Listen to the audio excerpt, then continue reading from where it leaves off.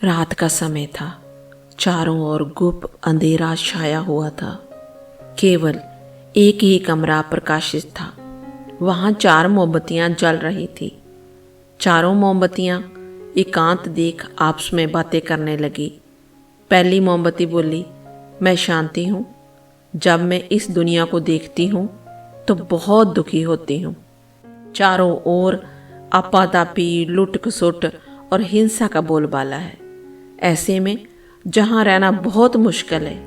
मैं अब जहाँ और नहीं रुक सकती। इतना कहकर वह मोमबत्ती बुझ गई।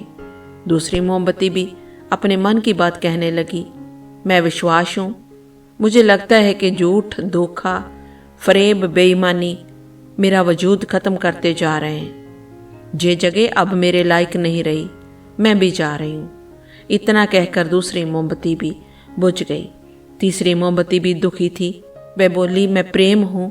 मैं हर किसी के लिए हर पल जल सकती हूँ, लेकिन अब किसी के पास मेरे लिए वक्त ही नहीं बचा।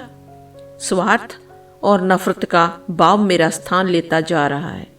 लोगों के मन में अपनों के प्रति भी प्रेम भावना नहीं बची।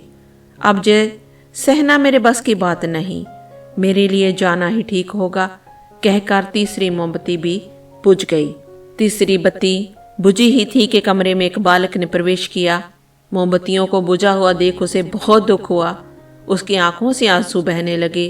दुखी मन से वह बोला, इस तरह बीच में ही मेरे जीवन में अंधेरा कर कैसे जा सकती हो तुम? तुम्हें तो अंत तक पूरा जलना था, लेकिन तुमने मेरा साथ छोड़ दिया।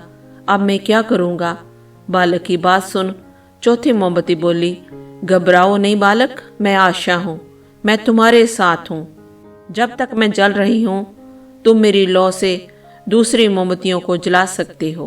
और चौथी मोमबत्ती की बात सुनकर बालक का डांस बंध गया। उसने आशा के साथ शांति, विश्वास और प्रेम को पुनः प्रकाशित कर लिया। सो दोस्तों, इस कहानी से हमें ये सीख मिलती है कि जीवन में समय एक सहा नहीं रहता। कभी उजाला रहता है तो कभी अंधेरा।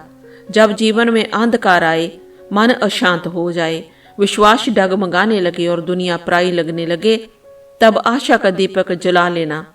जब तक आशा का दीपक जलता रहेगा, जीवन में कभी अंधेरा नहीं हो सकता। आशा के बल पर जीवन में सब कुछ पाया जा सकता है, इसलिए आशा का साथ कभी न छोड़ें।